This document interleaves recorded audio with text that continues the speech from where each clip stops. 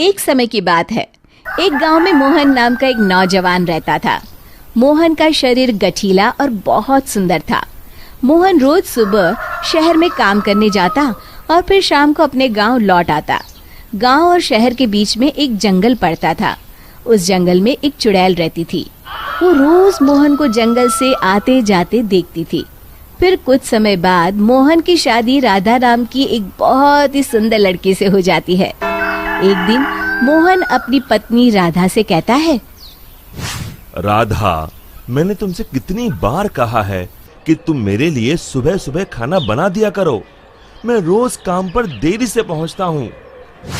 मैं क्या करूँ जी, सारा दिन घर के काम करके मैं तो थक जाती हूँ, इसलिए मुझसे सुबह जल्दी नहीं उठा जाता। सुनो जी, मैं तो कहती हूँ क्यों ना हम अपने घर में एक नौकर रख लें। अरे भाग्यवान, अभी हमारी इतनी आमदनी नहीं है कि हम कोई नौकर रख सके। कल से मैं सुबह खाना खुद बना लिया करूँगा। खुश? इतना कहकर मोहन घर से चला जाता है। फिर अगले दिन से मोहन रोज सुबह जल्दी उठकर अपने लिए खाना बनाने लगता है। जब खाना बना ही रहा हूँ तो घर के सभी लोगों के लिए बना लेता हूँ। फिर मोहन रोज सुबह सबके लिए खाना बनाता और शहर में काम करने चला जाता। दूसरी तरफ राधा घर में सारा दिन आराम करती और घर के बाकी काम अपनी सास से करवाती।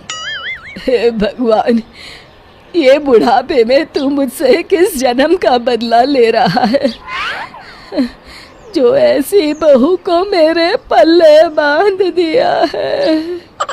फिर कुछ दिनों बाद राधा मोहन से नई साड़ी और गहनों की जिद करती है।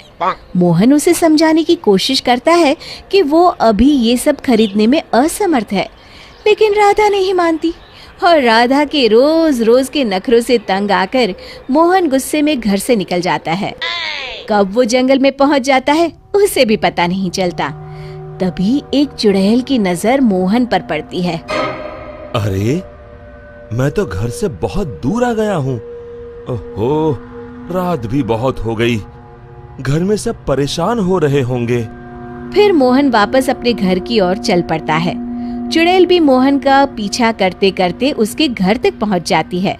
फिर मोहन अपने घर पहुंचकर दरवाजा खटखटाता है।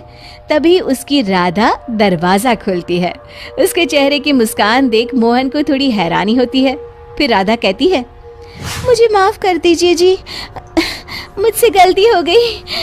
मैं भूल गई थी कि औरत का असली गहना उसका पति होता है।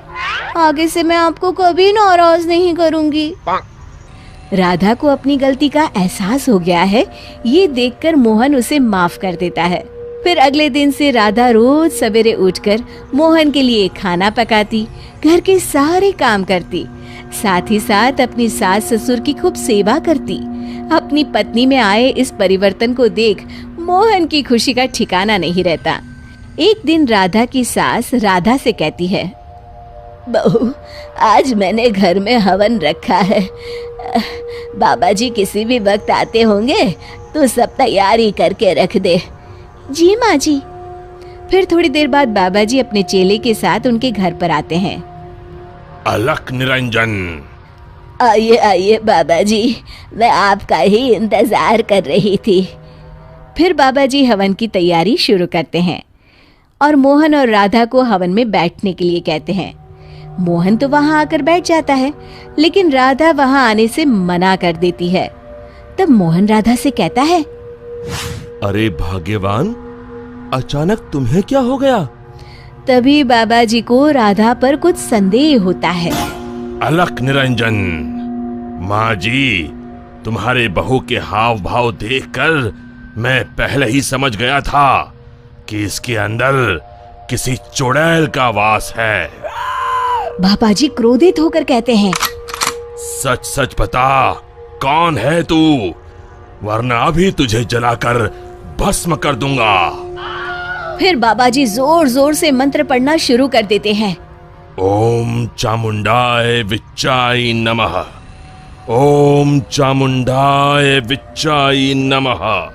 तभी अचानक राधा की आवाज बदल जाती है और वो बाबा जी को हाथ जोड़कर कहती है, नहीं नहीं, मुझे छोड़ दीजिए। मैं एक चुड़ैल हूँ। मैं रोज मोहन को जंगल से गुजरते हुए देखती थी। मैं मोहन की सुंदरता पर मोहित हो गई थी। फिर मैंने देखा कि राधा मोहन और अपने सास ससुर को दिन रात परेशान करती है। और एक दिन मौका पाकर मैंने राधा के शरीर में प्रवेश कर लिया। मुझे कुछ मत करना, मैं अभी ये घर छोड़कर चली जाती हूँ। फिर हवा का एक तेज झोंका उस घर से बाहर चला जाता है और राधा बेहोश होकर नीचे गिर जाती है। कुछ समय बाद राधा को होश आता है। सारी असलियत जानने के बाद राधा को अपनी गलती का एहसास हो जाता है। आप लोग मुझे माफ कर दीजिए। मैं आज के बाद आप लोगों को कभी शिकायत का मौका नहीं दूंगी। शिक्षा: हमें हमेशा अपने परिवार वालों के साथ अच्छा बर्ताव करना चाहिए और अपना हर फर्ज निभाना चाहिए। दोस्तों, हमें उम्मीद है कि आपको हमारी ये कहानी पसंद आई होगी। कृपया हमारे चैनल को सब्सक्राइब करें और सभी अपडेट्स के लिए बेल आइकन जरूर दबाएं। और हाँ, वीडियो लाइक और शेयर करना मत भूलिएगा।